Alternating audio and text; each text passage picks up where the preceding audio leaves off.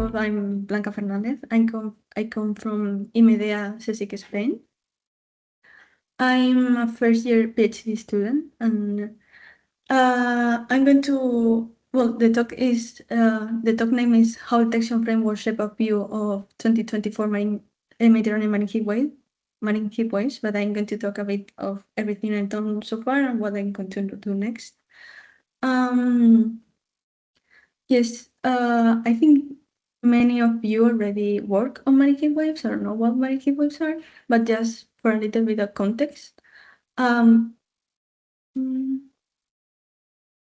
Yeah.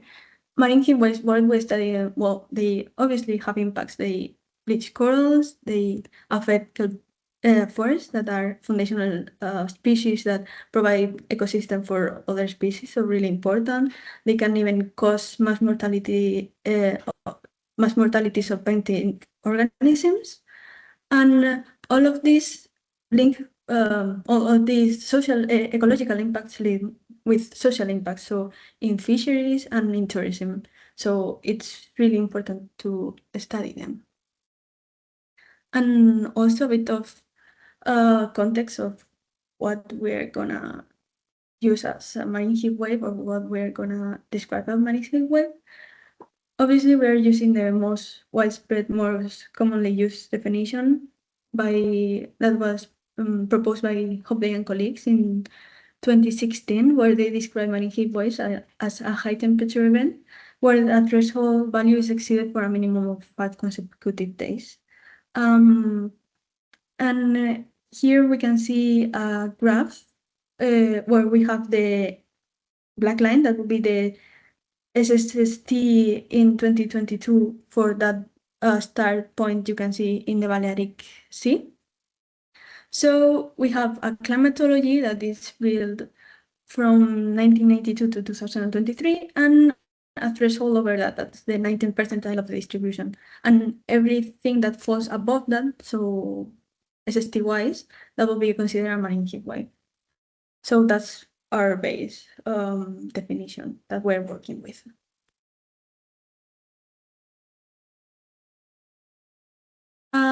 The first work I'm going to present is what I did for my master's degree thesis. I started it in 2024, so almost the end of 2023, beginning of 2024, so almost 2 years ago, almost. And it's been published this year as my first paper, and it's called Tracking Marine Heat Waves in the Balearic Sea, Temperature Trends and the Role of Detection Methods.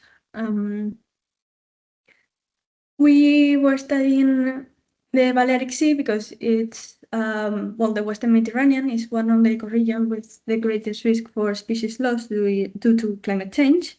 And also, processes that happen between the islands can affect important species like the seagrass Posidonia oceanica, and also commercially important species like the Atlantic bluefin tuna. So knowing what happens here is really important. The product we used was, we only used SST, and it was the high resolution L4 from the Copernicus Marine Service. Yes, and that it has this spatial resolution and daily temporal resolution. A bit of the results is that we saw that from 1982 to 2023, the Balearic Sea is warming with a rate of 0.036 degrees per year, and it was almost 0.003 degrees more than what was previously seen in the same region by Jusant Tintoret. But it was the inclusion of these last few years that have been really warm what it has been. It has bumped up the trend a bit. And also that there were, obviously it wasn't homogeneous in all the basin. We have 2 warming spots. Here you can see them, the blue circles. That was our first step because what we really wanted to study were marine heat waves, and obviously marine heat waves are really entangled what we consider marine heat wave with the temperature trend, because when we detect a marine heat wave using the Hobday methodology, it's a statistical methodology, and we have to compare the temperatures now to something. And what they proposed was a fixed baseline climatology. So you took a climatology built from, in this case, 1992 to 2011, and you compare all temperatures to that to see if there was a marine heat wave or not. What we saw with the SSC trend that was already known is that the temperature is non-stationary. It has been growing.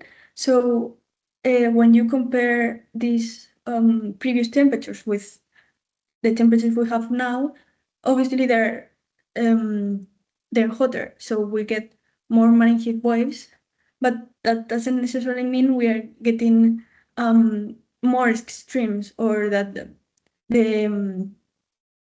we are mixing what's the long-time trend to what should be considered extreme, that is a marine heat wave.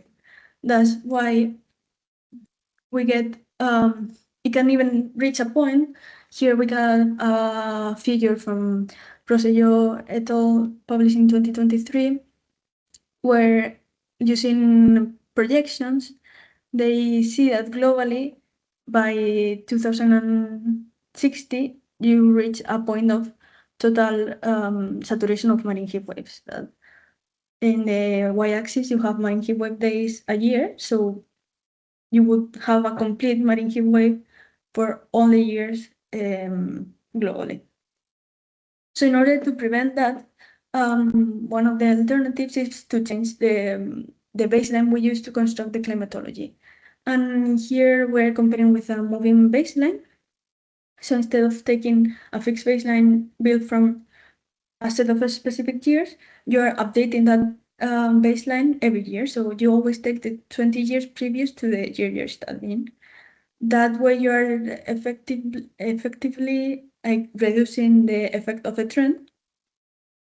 And another alternative we used to compare was to directly detrend the data set and then use a fixed baseline climatology as the one Hobday proposed.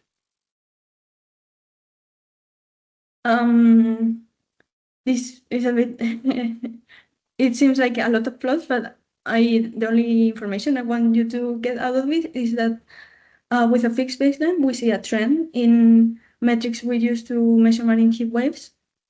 For marine heat wave days, mean duration of the marine heat wave days, and then maximum and cumulative intensities. And as I said, this is only true with the fixed baseline and not with the moving or the trended dataset. Once we had that in the Mediterranean Sea, in the Balearic Sea, what we wanted to do is to expand that to the whole Mediterranean. And we did that by a proposal we submitted to this year Ocean State Report. Probably you already know what the Ocean State Report is, but it's an annual publication by the Copernicus Marine Service and Mercator Ocean, where they try to summarize and assess the current conditions and changes in the global and European global oceans and European seas, and see if there are any major events each year, if there are new methodologies or new ways to study oceans that we didn't know previously of. So yes, we proposed a contribution for the Ocean State Report 10.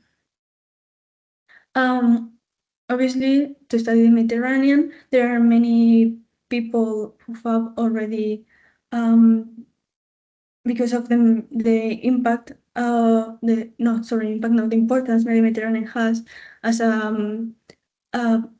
a sea with trends that are higher than the global ocean, and also there is a semi-enclosed sea with a lot of people living in the coast. The things that happen in the Mediterranean can affect many people. So a bit of the drivers they've seen in the Mediterranean for marine heat waves is the weekend winds that cause an anomalous heating of the sea, and these are moderated by the atmospheric circulation, and also the impacts they have, obviously, as I previously mentioned, mass mortality events, and also it can produce shifts in the species distribution and fishery stress. But if you want to know more about this, maybe I'm not the real expert. I try to be, but there's a really comprehensive literature review that was published last year, and I think Sofia Darmaraki presented a talk about this publication in these coffee climates early this year. So I would encourage you to watch that video because it's really good. The results we saw, it was the trends were around 0.032 degrees per year as a mean for the whole Mediterranean. That there was a difference in mean warming from the western basin to the eastern basin. The eastern warming more, 0.034 degrees per year, and the western warming a little bit less, 0.027 degrees per year. And this is not new results. It has been previously reported by other people. And when we look at the marine heatwave results, these are marine heatwave days and mean duration for the average of the Mediterranean. And we can see that the year we were studying, because this ocean state report is focusing on 2024 events, is that the 2024 was the year with the most marine heatwave days of the last 2 decades, and this was true for all the baselines. So regardless if we're including the long-term warming or not, it has had the most marine heatwave days. And also, if we look at the mean duration of the marine heat waves, with the fixed baseline, it was the most also in the last 2 decades, and with the moving baseline, the second most after 2023. 2003. And if we divide these results by basin, we can see, well, first to compare the two basins, the Western Mediterranean has in average higher intensities than the Eastern, but less marine heatwave days. And this, is obviously, well, not obviously, but it's a consequence of the different warming trends. If we are using, for example, a fixed baseline, obviously where we get more warming is where we get more marine heatwave days, because the difference are bigger between the first part of the period we're using to construct the climatology and where we are trying to identify marine heatwave days. And this is consistent with works of Amélie Simon and Dimitra Denaxa published in 2023 and 2025, where marine heatwaves in the Eastern Mediterranean are driven by the long-term warming of the sea, more so than in the Western Mediterranean. And a feature that can also be seen in 2024 using a fixed baseline is that there are points in the Eastern Mediterranean where we already reach a saturation of marine heat waves. So the whole year was considered a marine heat wave. Even if this is true for the fixed baseline, the moving baseline and detrended baseline, also we see really intense, really long events. And when we compare both, for example, the fixed baseline and the trended data set, we can see that the difference can be even 4 times as much marine heat wave days with one than with the other. So, as a summary of the results of what we saw from the marine heat waves in Mediterranean in 2024, it was the most that it had the most marine heatwave days on the last 20 years in the Mediterranean, the longest mean duration on events with the fixed baseline, and the second longest with the moving. That it was particularly long in the eastern and less so in the western Mediterranean, and the results, at least for the marine heatwave days, are consistent across all detention methods. A bit of the discussion, because we saw when we were comparing these two studies within, we saw some incongruencies. The first of all, it was the trends. It was weird because first we did the trends in the Balearic Sea from 82 to 2023, and then when we did it for the whole Mediterranean, also from 82, but this time to 2024, we saw that it seems like the Mediterranean was warming. In the Mediterranean, even that area was warming less. Here, maybe you can see it better. While in the first study, there were some points that could reach almost 0.04 degrees per year. When we did the second study, this almost it was like 0.05 degrees less for almost the whole area. And we were a little bit surprised by that. So investigating it, because also the trends we got in the overall Mediterranean were less than what previous studies were reporting. We were especially we were especially puzzled because it was the same product, but the only thing that changes was from when we downloaded the data. So the first study wasn't downloaded in April 2024, and the second in February 2025. And the thing that changed between those was a full representation that was made available in October 2024 of the SACCI SSG. So this changed, especially the first years of the period, so from 82 to 2011, and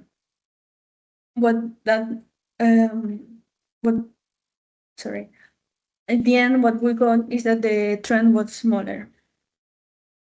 So when we are trying to evaluate marine heat waves, it's everything that matters, not only the baseline, but also the product, and not only the product, but also the version of the product. So intercomparing studies is a bit different.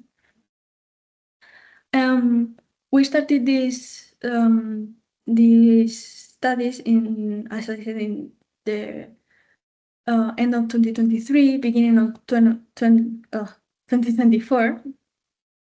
And at that point, it was not clear what was the pathway to follow when studying marine heat waves.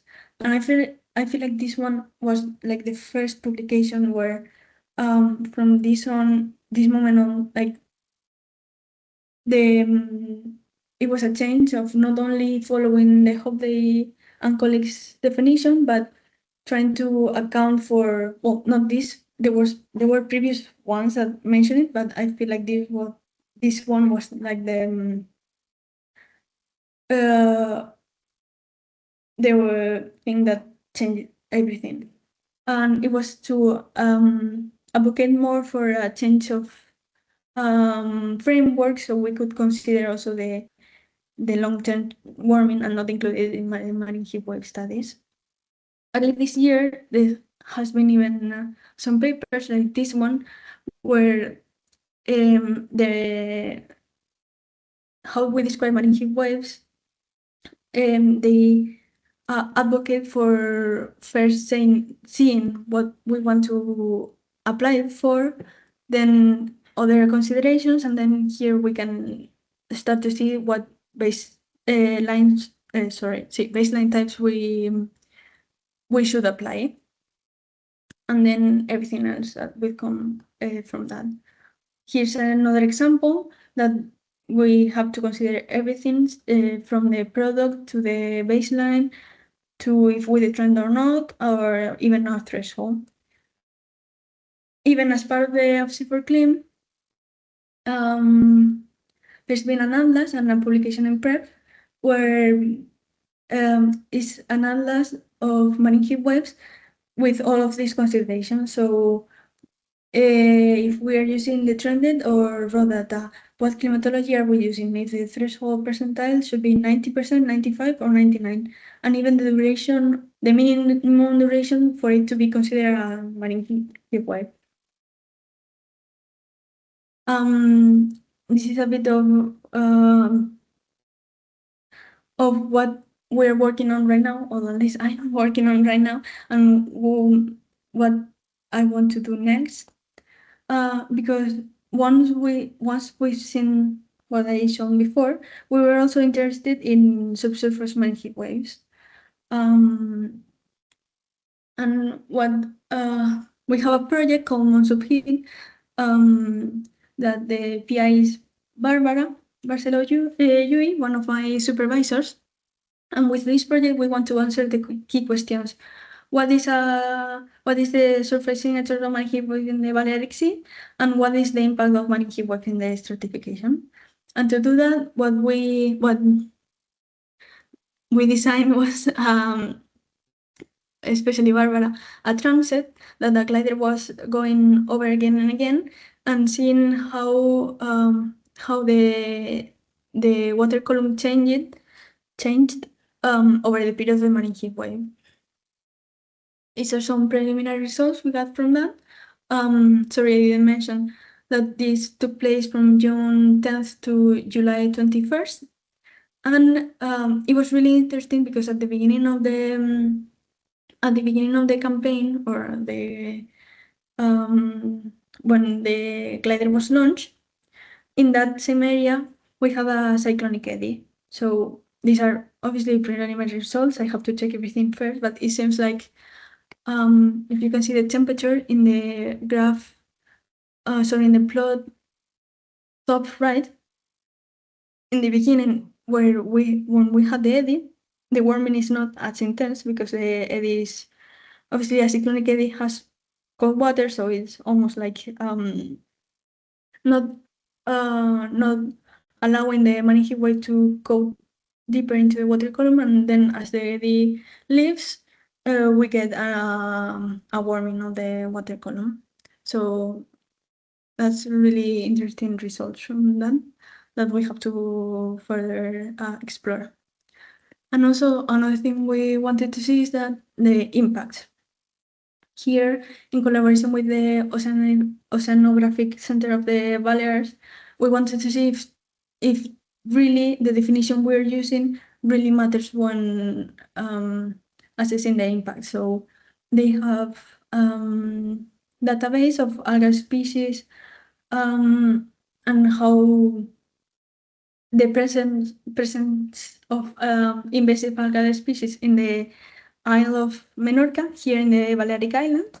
And we wanted to correlate that to when we saw big strong marine heat waves with one method or with the other, and see if it has some correlation. Obviously, this is really hard because it's not like maybe some species die and then you have another and an ecotype what is less how to say sensitive to heat gets replaced by one that is less sensitive, so it grows more. So but we wanted to see this avenue, see what it takes us, and I think that's all. Thank you.